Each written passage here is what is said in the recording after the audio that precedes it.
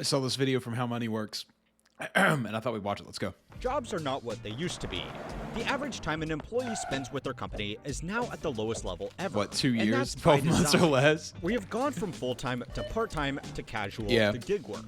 Lowering Yeah, you know, it's interesting. I think a lot of people don't see the future the way that I see it, but I think that jobs are kind of going away in a lot of ways. I think there's still careers for a lot of people, but I think the majority of people are going to be moving to gig work over the next 50 years, maybe.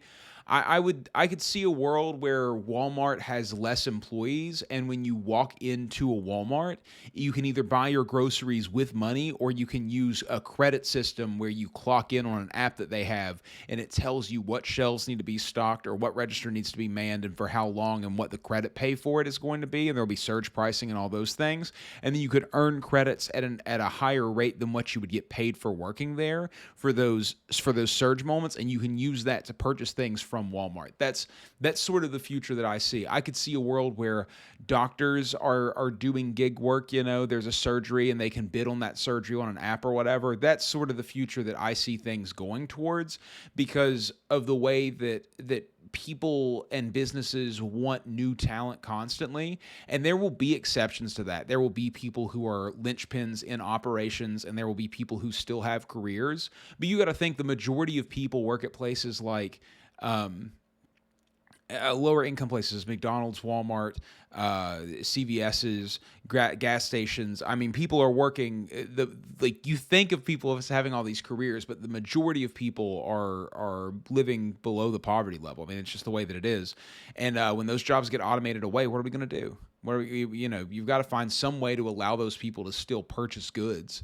And you have to find some way to stock your stores and do things that those robots won't be able to do. Lowering the expectation of a long-term professional relationship every step of the way.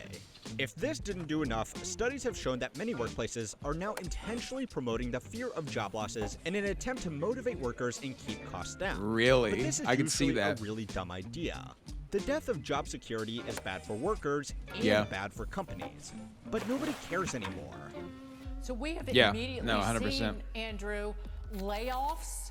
We have seen price increase. People expect it now, and so that sort of puts us in a position to where we're less worried about it because we already expect it. So why sit around and be stressed and worry that you might lose your job when you walk into your job knowing that you're only trying to get a certain amount of time out of it? I mean, it's a very strange thing to think about, but I often think that I'll probably never have a job that lasts more than 2 years, even as I graduate from my software engineering program, even if I end up finding some place to work. I just don't think that I think that they will have a job they want me to do, and once that job is finished, they'll move me on to something else, and I'll have to go find another job that has a contract that I work for a couple of years. That's where I think things are heading, is contract labor and gig work, obviously. So that's inflation. Teachers and staff at schools from coast to coast could soon be out of the job. 15 million new jobs in just 3 years, a record. Yeah, right, dude. That the company would look to reduce headcount by around 10%. Layoffs are already piling up this year, and we're just a few weeks into 2024. Up until the 1980s, it wasn't unusual for workers to spend their entire professional careers working with just one company. Yeah. Company loyalty was highly valued. I once heard my stepdad say that, my stepdad's dad worked at DuPont, and my stepdad worked at DuPont. And he said that every piece of food that was put into his mouth from the time that he was basically born until he retired from DuPont came from them. Valued by both employers and employees, and the threat of getting laid off or fired was incredibly low.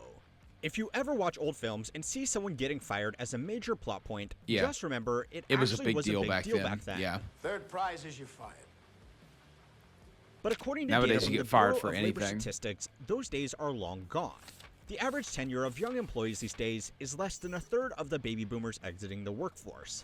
I don't want to sound too old here, but back in my day, people actually cared about losing their job.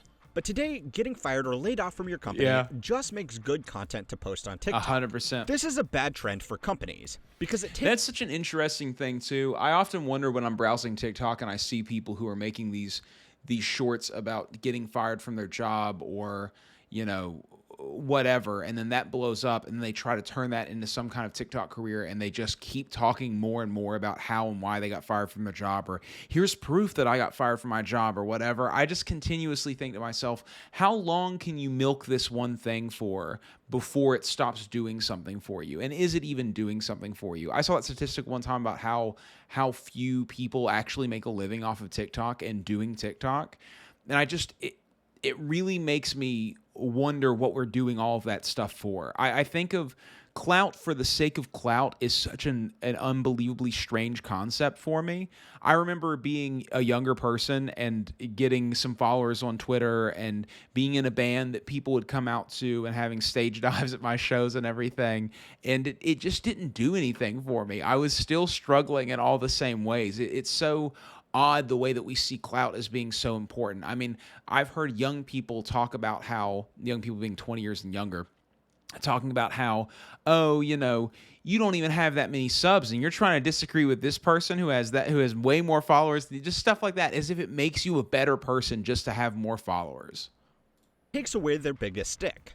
The fear of getting fired is always going to be a motivator in the workplace. There really is no way around that. If you don't do your job or cause too much trouble for the company, you are going to lose your job, Totally. along with the pay and benefits that come with it.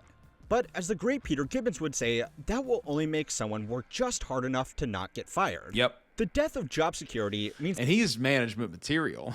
that people just expect to lose their Have job you ever at watched Office Space? Is incredible. You guys should watch Office Space. some point in their career these days. But there are 3 big reasons why it was allowed to get this bad, and 3 reasons why nobody really cares anymore. The first reason is that companies give up on training their own staff. Yes. There is an old joke about company staffing that goes something like this. The CEO and head of HR are arguing about the cost to train staff. The CEO asks, what would happen if we spent all this money and they quit? To which the head of HR responds, what happens if we don't spend the money and they stay? But as more people move jobs, Yeah, it's an interesting thing that you'll see that as a company goes on and on, if they're not a company that is super well-to-do, they will progressively train less and less. And in fact, there was a time in Blizzard's whole situation where they had gone through and they were trying to figure out how many customer service people would break the rules of the customer service agreements in order to just get people through their ticketing system. And they went through and did it, and everybody basically just broke rules and did things they weren't supposed to do to help out customers and all these things. And they wanted to fire all of the customers. And the person who did the studies, I think it was Thor, actually. I think Thor did this, is who I'm remembering saying this. He said that he told them, if you fire all of these people, you're going to hire more.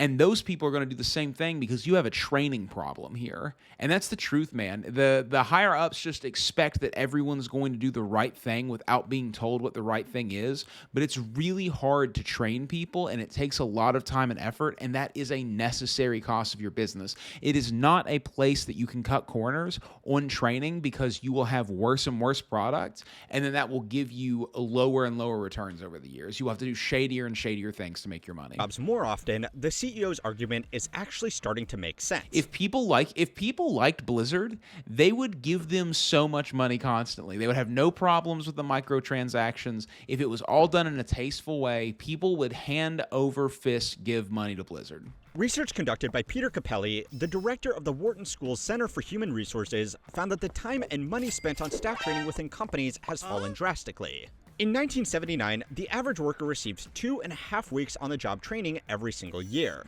By 2004, it was just 11 hours, and most of that was safety training, not developing new skills. A more recent follow-up survey... And upskilling is such an important part of being an employee. I talked about the other day how a lot of people think, oh my gosh, I'm 21, I've been through college, I've worked so hard to get here, I deserve blah, blah, blah, X, Y, and Z. But realistically, you're just a baby still at that point. You have just clicked into the point to where you are going to be somewhat useful for somebody somewhere, and you still have tons and tons of upskilling over the rest of your life to get to a point that you actually are capable of doing something really big.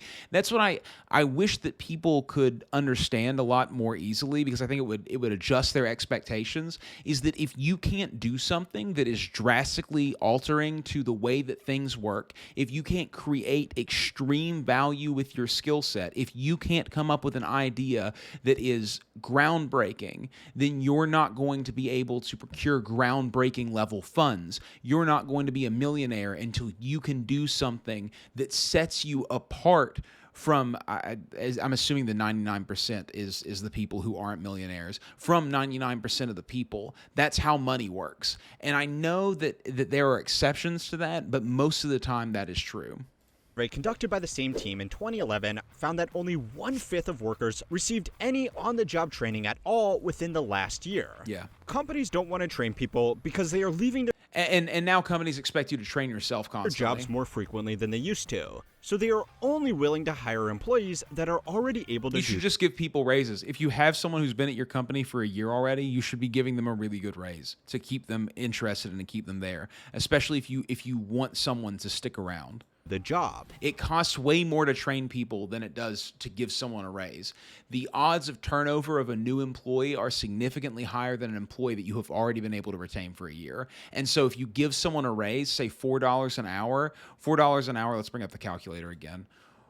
4 times 40 times 52, $8,320 a year. The average cost of training new employees is $14,000. So if you lose an employee, you're going to be spending more money, because if you get that employee and then they get to that same point in a year and then you won't give them that raise again and then they leave, then you're in that situation again. So you're spending $14,000 a year instead of $8,000 a year. Standardized systems have made this a lot easier for them to do. If you are a professional office worker, it's almost a prerequisite to have a basic proficiency in Microsoft Office, especially Excel. And every profession now has its own industry standard productivity programs. Yeah, as a tech person, I mean, if you don't know Python, JavaScript, and at least HTML, CSS, and then either C or Java, I mean, that's the basics of what you're going to do. Then on top of that, you need to know AWS, you need to know networking protocols, you need to know hardware, you need to know how to use some kind of programming software, like I use, what's it called? Visual Studio Code. There's lots and lots of things that you need to know how to use. And then also you need to know how to use SQL languages to be able to query things. There's just a lot of things that you need to know how to use. Yeah, and the Adobe suite. I use Photoshop, Illustrator, Adobe Premiere. I use OBS. I use Elgato Camera Studio. I use just lots and lots of different software. If you are a creative, you use Adobe Suite. If you are in sales, you use HubSpot or a comparable CRM. And if you're in marketing, you need to know your way around a box of crayons.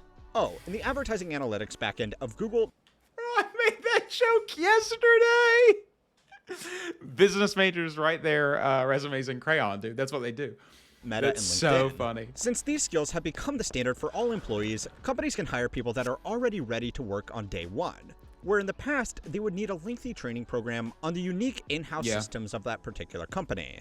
But standardized programs have also meant that people can find a new job that they are qualified. Well, a lot of times in tech, if you're a software engineer, you'll come into a place and their first couple weeks, they just have you read code and watch other people working.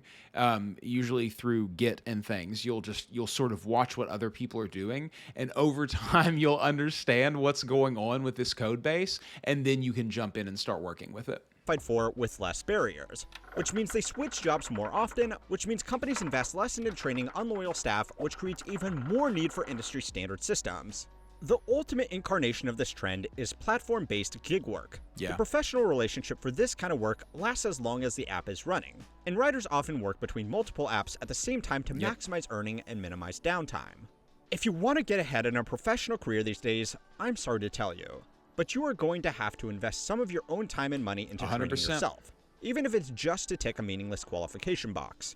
Companies aren't going to train you anymore, which means if you quit or get laid off, it's not as big of a deal for either party. Because you've already built up the skills and you can take them to other places is the thing that's going on. And that's the truth of it. That's one of the things that I find really interesting about the modern era is that you're working to make yourself valuable as a person, not as an employee of a specific company.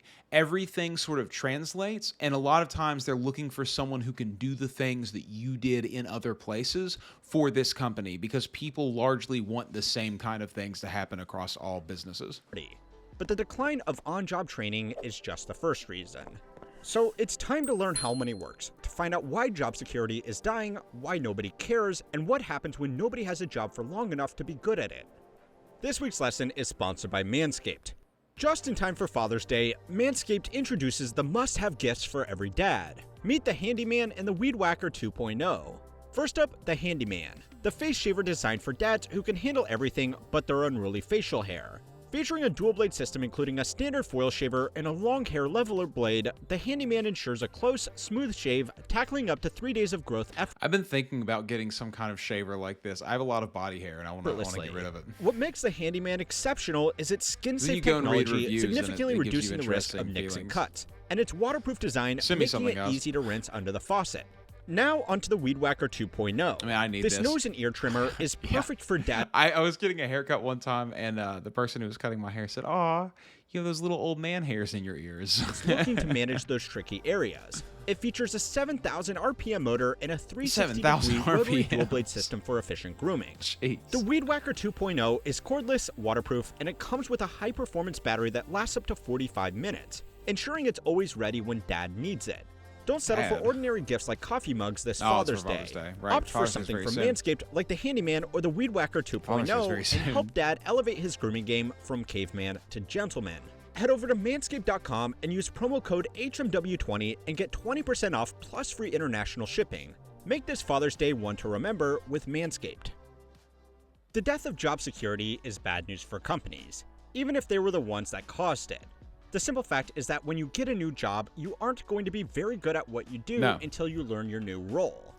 No, one of the things that I always hated when I was hiring people is when they would come in and they would say things along the lines of, "I can do anything in here that anyone else can do, guaranteed." And I just think to myself, no, you can't, dude. You can't. You don't know the menu. You don't know how to prep. You probably don't even know how we wash dishes here. You can't do anything that anyone else can do here. You're going to be the bottom of the totem pole. I don't like the way that you're behaving right now. You seem like someone who's going to quit really quickly. Standardized systems have made it easier to transfer basic competencies between companies, but even little things like who you talk to about authorizing your expense reports, Yeah. the names and faces of clients, or how the office printer works. Lower They all efficiencies. take time for new people to learn. According to a study conducted by Gallup, a business analytics company, it takes the average employee 12 months before they reach their full performance potential that's a in long their time. new role. Other studies have suggested that new employees are not fully autonomous in their responsibilities for the first 18 months of their employment. If new entrants into the job market are only spending 3 years in their jobs on average, that means they are going to be spending a third of their career just getting up to speed in their new role. That's crazy. Think about that. A third of your career just to get up. So they're only getting 2/3 of your lifetime with that company to actually be a worthwhile employee. That means a loss in productivity for the companies they work for. Totally. Right? Wrong. Worker productivity Why? is actually at all-time highs. So that begs the question. Is Probably this because people are super motivated when they first come on to the scene, and that over time people lose motivation and slow down because they realize how they can cut corners and be slower with their tasks. Say something takes you 6 days and it really actually only takes you 4, that kind of thing, which is something you're not willing to do when you're a lower level employee because you're worried about looking bad and getting fired from your job. this in spite of lower job security or because of it? The second reason that job security has been dying is that it's a great motivation tool. If the fear of losing your job is only enough to motivate you to do the bare minimum to avoid that tap on the shoulder, then you should know that companies have responded by moving those goalposts. A study conducted by economists at Manchester and Cardiff University looked at the motivating factor of what they called manufactured job uncertainty. In this report, researchers tried to work out why fears of job security was going up. even when the rates of people being fired from full-time positions was stable. They did. I do wonder if people are actually being laid off. I always am skeptical about things that I hear online. I mean, whenever I see someone who claims to be a doctor on TikTok is talking about something that has no hard concrete evidence behind it, always gives me pause, because I think if you were a doctor, you would understand the harm in talking about these things before you really know what's going on. And the Hippocratic Oath says first do no harm. So it gives me pause. But you have to think, in a world that is so driven by clout, people are going to tell lies in order to get that clout. And so you have to be very, very pragmatic about how you go about understanding who is telling you the truth and who isn't. And that's just a skill that you're going to have to build up over your lifetime, because it's the new thing. Lying is the new black. Did this by comparing companies in America and the UK, who are very happy to lay people off to appease shareholders, to companies in Japan, which has a strong culture of never firing people. Jane. A small tangent, but Japanese businesses actually take firing people so seriously that they have an alternative practice called oidashibeya, but this loosely translates to workers' purgatory. According to Japan Intercultural Consulting, a firm that advises businesses operating in the Japanese market, workers' purgatory happens when an employee chronically underperforms in their role. Instead of getting fired, they are typically placed in a room, often windowless, where they have nothing to do. In many cases, their business cards are taken away, and they are forced to do menial, mind-numbing tasks or given nothing to do at all. So yeah, Japanese companies would rather put their workers in solitary confinement than fire them, making them a pretty good contrast to companies in America and the UK. What the economy... The Japanese economy is such an interesting place. If you haven't done a whole lot of looking into Japan as a country, you definitely should. The way that they've set things up over there is almost a facade to make you think that things are different than what they actually are. Cost of living is lower than it is in America, but the wages are extremely lower. Not much has changed since the 80s because of interest rates basically being frozen over the past 40 years. In fact, I think they just came unfrozen somewhat recently. But really, their economy has sort of been at a standstill because of that, which is insane, because if you think of from the 1950s up to the 80s, Japan was an economy that was very, very alarming to America, with Japanese manufacturing and Japanese electronics and technology really booming from over there. But then it's hit a point that it's sort of really, I think Japan's biggest export currently is cultural, if anything. And it looks like a place that a lot of people want to live and be happy in, but they also have extremely high suicide rates, and it's very strange the way that country works. I love Japan. I one of my dreams in life is to spend time in Japan. Analysts found was that even when job tenure wasn't actually being reduced by layoffs or firings, changes to corporate control, and especially company mergers or acquisitions, raised uncertainty. Companies noticed that by hyping up this uncertainty and making workers compete against each other to maintain their position in a theoretical downsizing, they could get people to work harder. Companies doing this would rank the performance of their teams and compare them to one another, highlight staff errors, and downplay strong performers so that managers and their teams always felt like their job was at risk. The Japanese firms, despite actually having shorter tenures for managers and operating with more business uncertainty thanks to a weaker overall economy, had a higher sense of job security. Exactly. Mainly thanks to a culture of protecting workers even at the expense of shareholders. In a wonderful in America, there's a legal obligation to do what's best for your shareholders. Twist of fate, though, the study also found that this is not really working on younger employees. Decades of well-publicized layoffs means that younger managers have no expectation of job security and aren't afraid of losing their jobs as much as older managers who come from a time when people could spend their entire careers with one company. The rank and yank strategy only works to boost productivity for so long. A company should get rid of bad employees, but if it makes everybody feel on edge about their jobs forever, then even the best employees are just going to look for better opportunities elsewhere. Younger workers have also realized that changing jobs more frequently, especially early in their career, is the best way to move up the corporate ladder and secure pay increases. I will say it in every video I can, but if you want to increase your earnings in your career, multiple studies suggest that the best way to do this is to change jobs roughly every 2 years, and always be on the lookout for better opportunities. Companies use do those not jobs to value leverage staff yourself into loyalty better anymore jobs. because they can't. And that's the third reason why job security is dying. It costs businesses a lot of money to hire new employees, and then more money to pay them while they're getting good at their job. If they are hiring externally for a more senior position, they will also need to pay that new hire more than an internal promotion. So if it makes no sense, then why do companies keep doing this? Well, it's easier. An internal promotion means someone else needs to be promoted to fill that person's Yeah. And an internal promotion also means that you have to have somebody up there who can show them how to do that job. And a lot of times that person doesn't exist. position. And someone This person is the only person who knew how to do that job. So this person has to move up to there. That person has to move up there. This person has to show them how to do that job while also doing this new job. This person has to be showing how that person did that job while learning how to do that job and doing that new job, and so on and so forth. else needs to be promoted to fill theirs. Now, instead of your company having one employee in a new job, it Yeah. has 5. Hiring managers could do this, or they could just hire an external candidate that already knows the systems and then get back to scrolling Reddit in their office. Yeah. Workers also Dude, and that is the real truth. If we're all being honest with ourselves about what's going on in the world currently and the reason that things are sort of falling apart, it's because people aren't focused the way that they used to be. People have so much distraction going on, and there's so many things people would rather be doing than trying to make the economy better, than trying to make their community better, than trying to make their job work really, really well. People would much rather be on Reddit or be on YouTube or doing whatever. The majority of my views come from people between the ages of 21 and 35 years old during the hours of 10 a.m. to 2:30 p.m. Why do you think that is? What do you think people in that age bracket are doing between the hours of 10 a.m. and 2:30 p.m.? I wonder. Probably putting off all of the work that they're going to rush to do from 2:30 to 5. don't believe in job stability either. Things like employee pension plans and career development Aren't are real all anymore. the responsibility of the worker now. And if they are accepting that responsibility, they also want the freedom that comes with it. Yeah, totally. Some companies like consulting, legal, and accounting firms have built their entire workforce around limited time employees.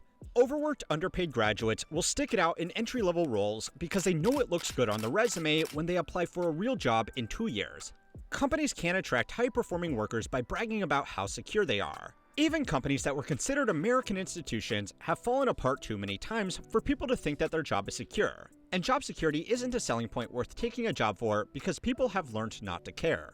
So, congratulations, corporate America. You kind of played yourself. Yeah, no, 100%. There's so much more I want to say on this topic, but it wouldn't make for a good YouTube video. For things like that, make sure you're subscribed to my totally This is the free thing that I email was talking newsletter, about Compounded yesterday. Daily, if you want to get articles that can't be made into on. videos. The bonus 4th reason that job security is dead is this man right here. Go and watch my new This is the thing. That was a good video. I like how money works. They're a cool channel, and they really taught me a lot. This is the thing that I was talking about the other day. I could tell that this stuff was a problem when I was young, and because of that, I had been fighting and having arguments and debates with people for so long, and like it's that thing where it's just a pattern recognition thing that I had picked up on. And I knew shit was going to hit the fan at some point. And now that it is, it just makes me giggle hearing people who used to be the go and get a job and work really hard and move up in the company people now telling me, I just don't want to live a life where I'm just working for no reason. I told you so, dude. I told you this was going to happen. We all have to get on the same side with this stuff. It's brutal out here. And this is what happens when you let this kind of stuff go for too long. It was a great video. Good job, How Money Works.